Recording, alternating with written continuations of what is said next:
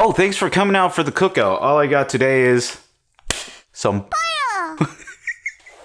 some Our favorite little chicken is back with Kirby 64 and the Crystal Shards. Thanks to Nintendo for bringing this onto the Nintendo NSO so you guys can play this, but how does it compare to the chicken of the N64? So that's what we're going to be looking at today.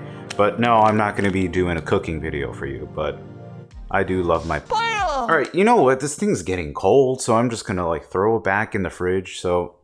Excuse me. I can hear Gen Zers screaming, what is Kirby 64 and the Crystal Shards? It is a late Nintendo 64 title that is a 2.5D side scroller, allowing you to traverse levels as Kirby, copying abilities, and being able to combine them and throw them at your enemies. It's honestly one of the first Kirby games to do combining copy abilities, which is a very cool concept, and I don't think there are any other Kirby games that do that. It's a fantastic side scroller that really doesn't get that much love as it should, but I appreciate Nintendo for bringing this on the NSO. In beautiful NSO fashion, Nintendo has added a simple smoothing filter that can be applied to this one as their other titles.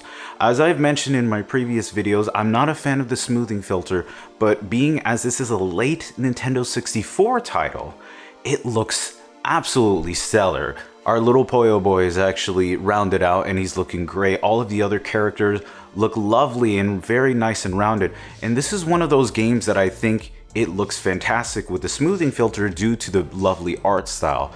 And the art style has really stood the test of time and it looks amazing. I would argue even better than the Nintendo 64. You can see in cutscenes how wonderful a lot of the models look when they're interacting with each other. And even in some of the levels when you have to suck some enemies and fight them, it looks absolutely wonderful even with the smoothing filter. So this is one of those games that looks great. With 2D textures too, I'm usually not a fan with the smoothing filter, but this game is a very different ball game because the backgrounds have this like storybook aesthetic to it, and when you really put the smoothing filter, it brings prominent to those textures as well as that storybook aesthetic. I really love how this looks, and if anything, it's probably one of the best NSO games that Nintendo has released so far. Not everything is hunky-dory though, and we will be getting some lag. Not as noticeable as, let's say, F-Zero or Mario Golf. There is inherent lag that you'll feel, but it's definitely not as prominent because this is a very slow game. Kirby has always been a very simple side scroller and very easy to play, so it's extremely forgiving when it comes to timings, when it comes to jumping and traversing levels. So that's why you're not going to be feeling as much lag as, let's say, other NSO titles. Also, a lot of you guys did comment that there is lag when you're playing with a Pro controller, which is a very interesting thing, and I've gotten many comments about this, and while I haven't tested this out for myself, I do feel like it's something to know because maybe the lag is inherent from the Pro controller, but I don't know. I want to see what you guys think. Let me know in the comments below. I will say this though, there is cutscene lag, and I'll tell you what I mean. Playing the original Kirby 64, you've noticed that some of the music in the cutscenes are timed very specifically. So some of the dings and the dongs, as for lack of a better term, is actually timed specifically with character actions.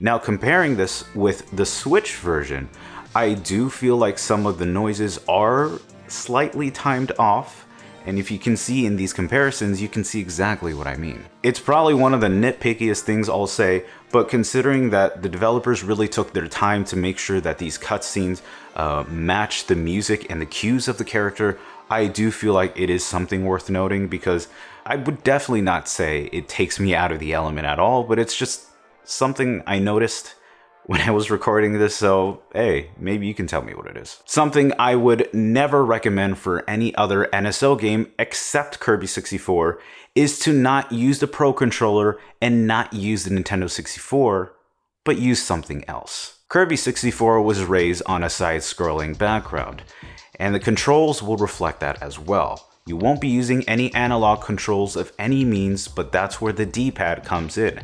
My recommendation of using either a Super Nintendo controller, an 8-bit Do controller, any controller that prominently uses a very strong D-pad is where this game is gonna shine. And while I know you won't be able to remap any buttons, I still feel like whatever you're gonna be playing it's gonna be a great experience just because of that D-pad alone. So my highest recommendation to use a controller that strength is using the D-pad. So make sure to keep that in mind because it's a really important deal. And it wouldn't be a Nintendo Switch online game without game-breaking bugs, and there are some. Reddit user Keyblade Master Adroj has noticed that there was a game-breaking glitch when you're fighting Arco the Orca. During this boss fight, the boss actually throws projectiles and different enemies at you. When you're stunned as Kirby, you're actually perpetually hit stunned, meaning you can't control Kirby, can't go up and down, and there are only two ways to mitigate this at this time. The first one is to use save states to make sure you don't get hit, and if you do get hit and get stunned, you have to reload the save state and then go back. The second one is to restart the whole boss battle altogether. Both of those are solutions I would never recommend, but it is something that is there until Nintendo fixes it. At least at this point in time, it has not been fixed, but I'm really hoping it is because that's a very horrible experience for someone to be playing, especially if it's their first time playing Kirby. And that was Kirby 64, comparing it to the original Nintendo 64.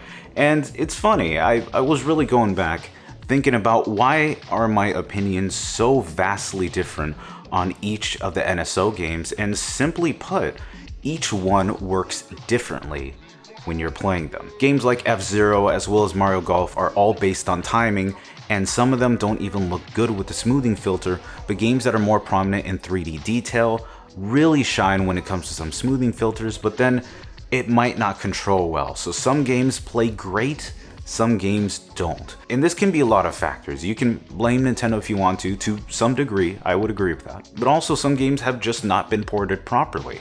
The only way to get the full authentic experience is really to play it on the original hardware. And while I know that's not accessible to everyone, nor would I want you to spend hundreds of dollars going out there and buying a system and game that's almost virtually difficult to get at this point, I still think that the NSO is a great way for people to play these games casually, while keeping in mind there are better ways to play these games, but if you don't want to go down that route, this is also a nice alternative to do so. But what do you guys think? I want to see what your discussions about Kirby, as well as the other NSO games. Are you loving our little boy oh boy, or do you really think it's not up to snuff compared to the N64 version?